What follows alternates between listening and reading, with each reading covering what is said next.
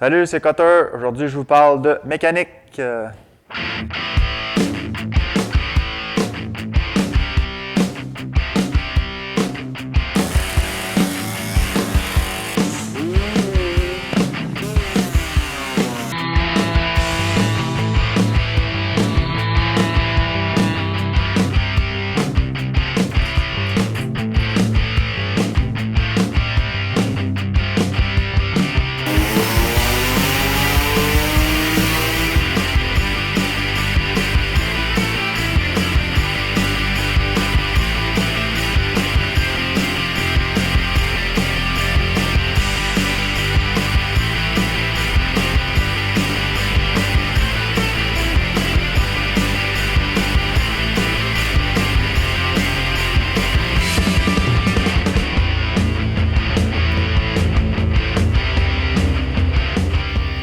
Salut tout le monde, bienvenue chez Multimécanique PJ.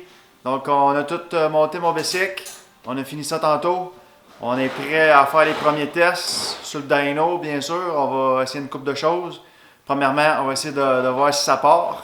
On commence par craquer ça, le faire virer un petit peu. On va faire un petit rodage, là, on va le faire rouler un petit bout. Puis, dans le fond, on fait réchauffer, refroidir, réchauffer, refroidir. Une couple de séquences comme ça pour laisser se placer. Après ça, bon, il va full power. Puis non, c'est pas vrai.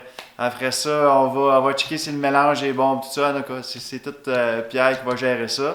Quand il va voir que le mélange air-essence est tout bon, on va y aller full power, wide open, voir les chiffres, qu'est-ce que ça donne.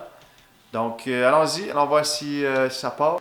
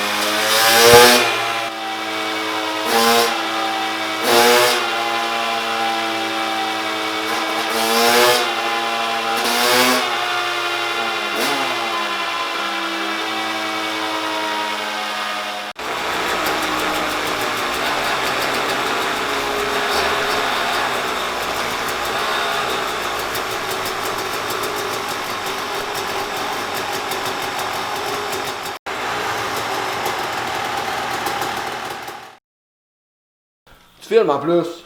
Là, on a du son, mais tu peux commenter en même temps. Tu vas avoir des bits en haut avec. Bon, ben, on s'en va faire un autre test de tuning. Le jetting était trop lean un peu. Donc, on a remonté le main jet à 175 qu'on est rendu. Avec la sonde, on peut voir le mélange de gaz. Donc on a remonté en espérance de l'enrichir puis de gagner une coupe de force. Donc un autre test, on va essayer ça.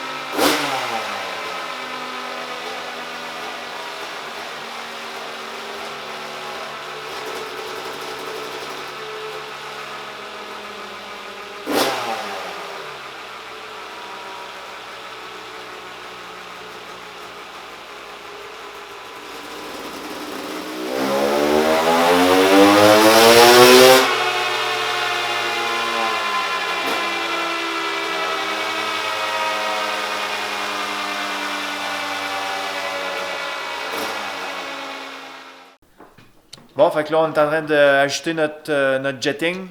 On réessaye un aiguille. On va essayer d'améliorer notre ratio. Donc, on était trop lean un petit peu. Donc, on va essayer une couple de trucs. On a essayé le même jet. On va essayer de calibrer ça comme il faut. Faire un autre run pour checker tout ça. Puis, on vous en reparle.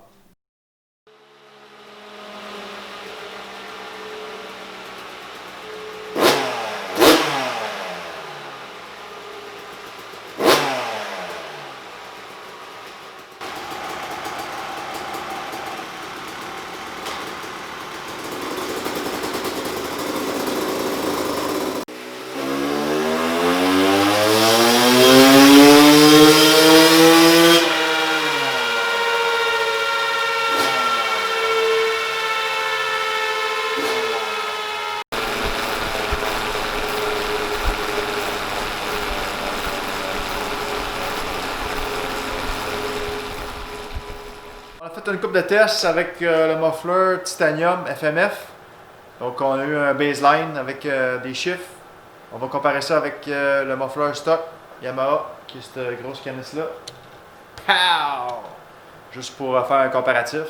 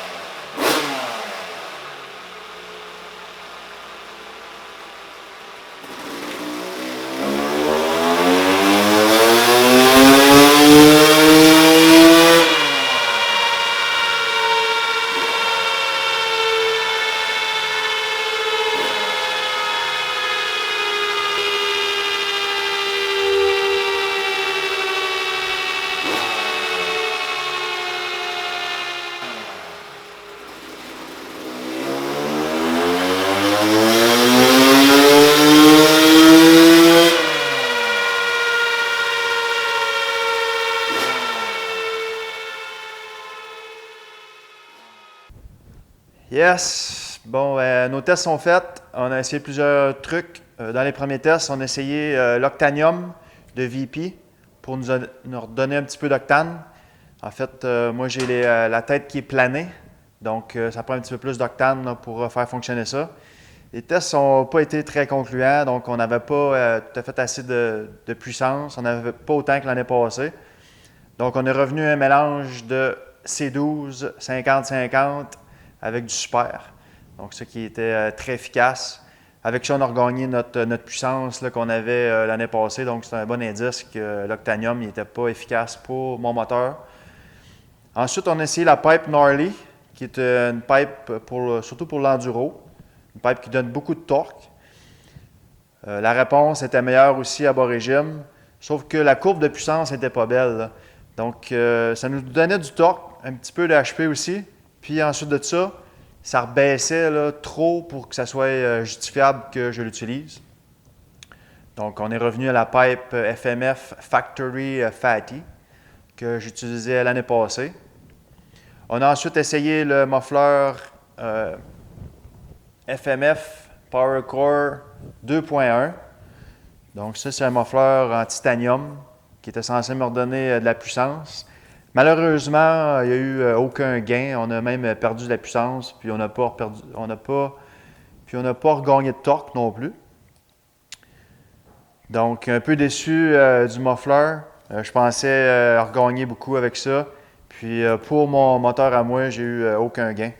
Donc, on présume que c'est un muffler qui pourrait être bon avec un moteur qui était plus ouvert, avec probablement un porting, et puis qui a été travaillé là, vraiment pour virer plus vite et puis avoir plus d'exhaust.